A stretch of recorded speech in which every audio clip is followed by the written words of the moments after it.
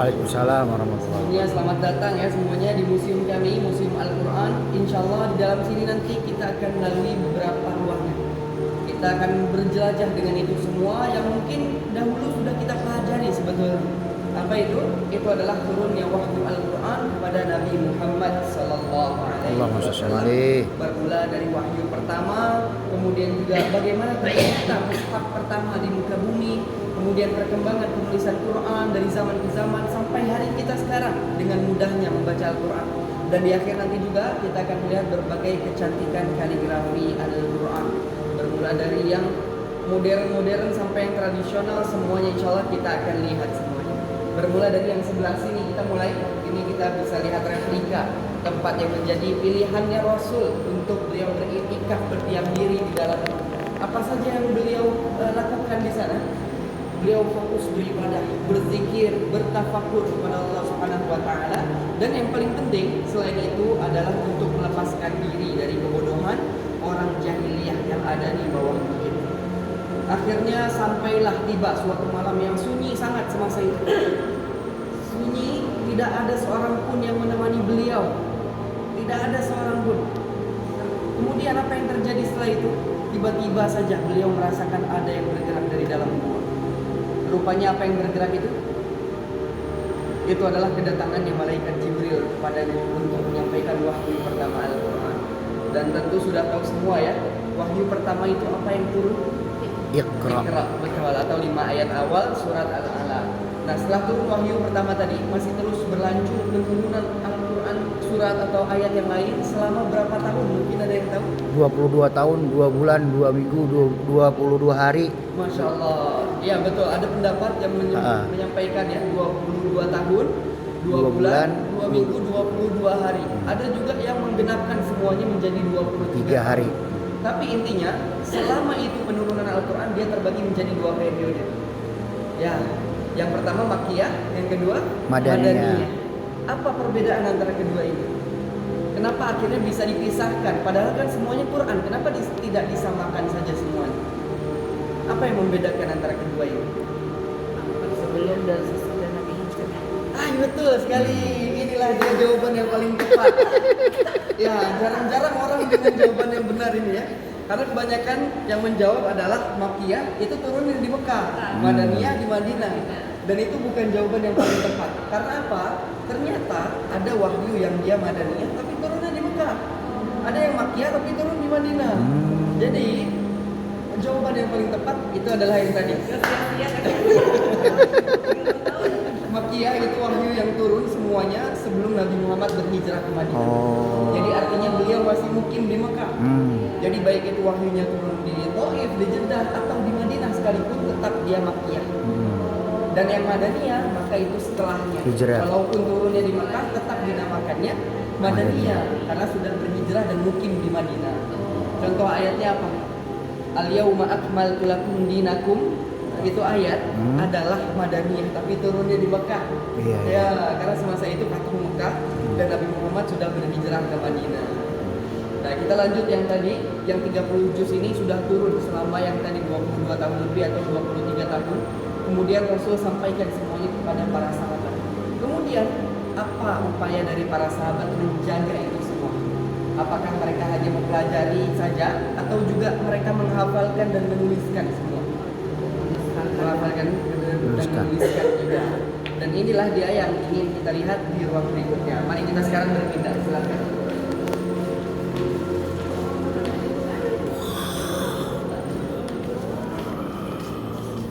Oke, boleh sekarang kita melihat ke sebelah kiri. Ini ada 2 kotak, isinya adalah benda-benda yang menjadi tanda sekaligus juga bukti bahwasanya para sahabat bukan saja mereka pelajari Al-Quran ini, tapi mereka juga hafalkan dan tuliskan semuanya sehingga tidak ada satu huruf pun ya dari Al-Quran yang hilang dari sahabat. Tidak ada, semuanya terjaga dengan diabadikan seperti ini. Dan dikarenakan masa itu belum ada kertas, belum ada teknologi kertas masa sahabat ya. Jadi inilah dia yang mereka manfaatkan, ada batu, tulang, kulit, papan kayu dan pelepah kulit. Ini semuanya yang mereka manfaatkan. Ayat-ayat pun masih terpisah-pisah seperti ini ya. Penulisan ini berlangsung dari zaman Rasulullah, Abu Bakar sampai terakhir kalinya Umar bin Khattab. Apa yang terjadi kemudian?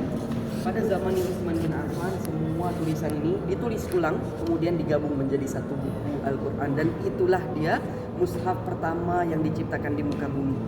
Ya, itu disebut sebagai mushaf Utsmani karena terjadinya pada zaman Utsman bin Affan. Kita punya lihat belakang sana. Yang di belakang sana. Oh, ini. Belum jadi mushaf ya kan? Mushaf itu yang dibutuhkan ya. Nah, disinilah ya kita lihat mushaf Utsmani. Nggak ada titiknya ya. Oh, ini yang Arab gundul semua ini. Ini Arab gundul, jangankan gundul ya, titik yang sudah Iya. biasa ada 3 Ba. titik, ba ada Iya, 1 titik, nggak itu ada pun itu. tidak ada semuanya. Oh iya, benar. Dan memang sahabat semasa itu tidak memerlukan itu. Iya, benar. Kenapa? Karena ini bahasa mereka sehari-hari. Tanpa itu semua masih dengan mudahnya mereka baca. Inilah dia disebut sebagai khat kufi. Oh iya. Nama Kufi. fontnya adalah khat Kufi. kufi yang dipakai pertama kali oleh para sahabat untuk tulis Al-Quran. Itu bisa dikepet itu. Bagaimana? Dibuka. Oh iya, tentu bisa dibuka. Tentu bisa dibuka. Apa, Bang? Tapi abang dan kakak semua yang depan kita sekarang ini hanya sebagai replika saja. Tapi yang asli alhamdulillah pun masih ada sampai sekarang. Ya, di mana? disimpannya di Turki. Oh. Kalau kita pergi ke Istanbul ada nama museumnya Topkapi. Oh, Di iya. sanalah Iya, kita iya, bisa iya. lihat mushaf Utsmani yang asli. Kita udah lihat dong. Yang ini hanya salinan atau kopi dari yang asli. Tapi tulisan betul-betul seperti Persis. inilah dia. Iya, persis. seperti ini dia. Nah, semasa itu para sahabat belum memerlukan ada harokat dan titik. Tapi beda yang terjadi pada abad setelahnya, yaitu abad kedua Hijriah, yang dimana semakin banyak kaum muslimin baru dan mereka bukan saja dari bangsa Arab. Ya, bukan orang Arab semuanya. Mereka kesusahan untuk baca Al-Quran yang gundul tadi. Di masa itulah akhirnya diletakkan pertama kali baris pada Oh, Al-Quran. ini. Di depan kita ini bukan lagi replika, ini adalah Asli. original. Iya, Masya Allah. Dari abad kedua Hijriah, bayangkan. Iya, Masya Allah masih Dan cakep. inilah dia mushaf yang paling tua yang Saudi punya sekarang. Masya Allah. Ini yang paling tua. Tidak ada yang lebih tua lagi dari yang ini. Ini asli? Saudi sekarang ini yang asli. original dan komplit juga 30. Masya Allah. Al-Quran pertama, mushaf pertama yang kita asli. lihat nih, kita bisa lihat ada titik merah. Iya. Itulah dia pertama kali harokat diciptakan tuh bentuknya seperti itu, titik saja, bukan garis. Iya iya nih Kalau titik-titik titiknya nih. di atas maka fathah. Tuh, Kalau di titik. bawah kasrah. Kalau titiknya di depan maka itu dhammah. Nah, dhammah titiknya di depan huruf. Iya. Kalau tanwin maka seperti apa kalau Di tanwin? bolak-balik ya. Kalau tanwin seperti apa ya? Itu tuh. Terbalik ya. Itu yang di Oh, tanwin itu titik 2 berarti. Titik Apanya dua. yang dibalikin? Titik duanya. Untuk tanwin. Enggak. Tanwin. Oh, untuk tanwin 2 titik jadi. Ada Oh, dua di titik. double gitu ya. 1 2 gitu. Ada 2 titik. Oh. Ya. Oh iya itu tuh. Kalau fathah pakai tanwin fathatain misalnya abad ketiga, keempat, kelima sudah mulai nampak perbedaannya seperti Oh, apa. iya. Kalau di abad keempat, kelima ya, Iya benar. sudah garisnya pun untuk harokat sudah menggunakan garis, tidak lagi menggunakan titik yang tadi. Ini khot apa namanya? Ini adalah dari Andalus atau Iya. Spanyol, Bang. Ya, ini Andalus ya. seperti inilah dia sudah mulai berkembang. Tapi Di kayak- abad kelima. Kayak khot wadi ya. Yang Apanya pada dia? abad ke-8 sudah lebih cantik lagi tulisannya. Oh, abad lebih 3, mudah 4, untuk 5. kita 3 4 baca. 5. Mari kita sekarang bergeser, ini abad ke-8. Masya Allah. Mushafnya lebih cantik lagi sudah. Udah mulai bisa Ini dibaca nih. asalnya dari Mesir. Asalnya dari Mesir, abad ke-8 Hijriah masa itu ada namanya kerajaan Mamluk. Mamluk. Inilah dia berasal dari sana. Dan yang spesial dari Quran ini, yang dimana itu tulisan yang sama juga digunakan pada kiswah dan pintu kamar. Oh. Inilah dia, namanya Khat Sulus. Sulus. Sulus, pakai ta ya, Khat Sulus. Dan Masya Allah tidak berhenti sampai sini saja perkembangan penulisan Quran. Tapi di zaman kita sekarang hari ini pun masih terus berlanjut. Mari kita lihat sebelah kita ini. Sudah ada mushaf besar. Ini Masya Allah baru selesai abang dan kakak 2 tahun lalu. Berapa Dan tahun ini? langsung Mas? mendapatkan rekor nomor 1 mushaf cetak terbesar di dunia sampai sekarang. Ini berapa tahun ngerjainnya? Maka sampai sini saja. Ngerjainnya berapa tahun ini? Pengerjaannya? Pekerjaannya tidak sampai 1 tahun karena bukan lagi pakai tulisan tangan, Bang. Di Tapi print. ini yang sudah printing. Oh. Itulah mengapa dia masuk dalam kategori mushaf cetak dan ini yang terbesarnya nomor 1. Rekor dunia ini ya. Rekor dunia. Masya Allah. Oh iya. Tahun 2025 dapatkan sertifikat juga Guinness World Record. Guinness Book of Record.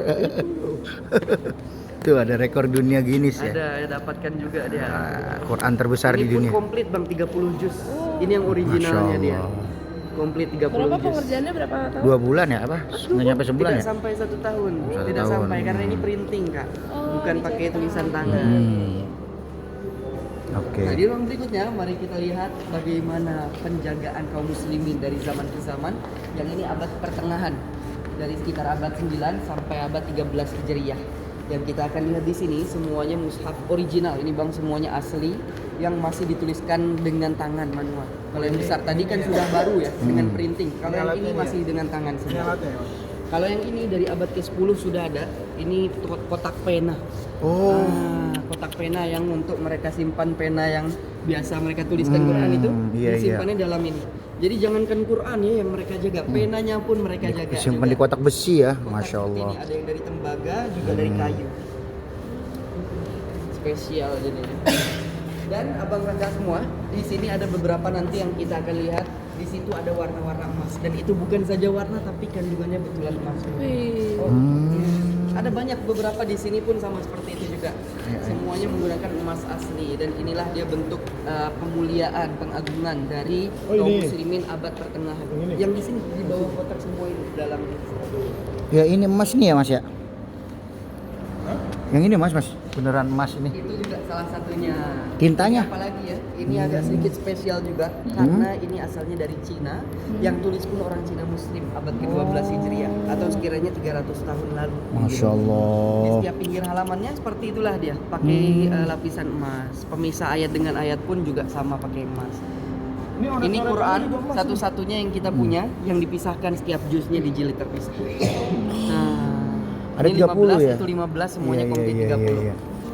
Kotak kayunya nih, Masya Allah. Kalau yang ini Bang, gambaran susunan banyak buku karya ulama. Jadi ini kitab pelajaran yang semuanya pelajaran itu diambilnya dari Quran. Nah, dari satu jilid Quran itu jadi banyak sekali ilmu yang bisa kita ambil, kita pelajari. Seperti apa contohnya? Ada tafsir, tajwid, ya, qiraat, asbabun nuzul, bahkan fikih sekalipun juga diambilnya dari Al-Qur'an. Jadi ini gambaran banyak sekali hasil dari para karya ulama seperti itu mempelajari Al-Qur'an hingga banyak ilmu terbentuk dari Masya situ. Allah. Selain dari yang Cina tadi, yang sebelah sini juga di baliknya ada dari Maroko. Selain dari pinggiran halaman yang pakai emas, kalau yang ini setiap kalimat Allahnya juga ditulis dengan tinta emas. Ya. Kalau yang paling ujung sini Bang, Ya. ini adalah Quran dengan translate Jerman. Ya, full dengan translate Ini saja. dari tahun berapa? Tidak ada yang pakai Arab. Dari tahun berapa? Ini abad ke-11 Hijriah. 11 Hijriah. 11 Hijriah. Iya, iya, Jadi iya, selepas Islam masuk dari kekhilafan Abbasiyah, semakin banyak Islam di sana dan mereka mulai untuk berminat mempelajari Al-Qur'an sehingga dibuatlah translate ini. Transit Ini Al-Quran translate bahasa Jerman. bahasa Ya. Jerman. Mungkin yang mau coba baca juga Abad boleh. ke-11 Hijriah. Masya Allah. Ini ada tiap tulisan Allahnya dilapisi tinta emas. Jerman nih. Ini tidak lagi kita lihat mushaf Al-Qur'an, tapi kita akan dengarkan bacaan Al-Qur'an. Di mana itu? Di dalam perpustakaan ini. Mari kita Masuk. Ya. Wih, Disambut oleh beberapa gambar Masya imam Allah. muslimnya. Kita bisa dengarkan suara mereka semua dari bawah speaker. Kita berdiri saja di bawahnya akan terdengar langsung bacaan mereka. Ini masih bisa silakan Masya Allah. Muhammad Shadiq Al-Minshawi.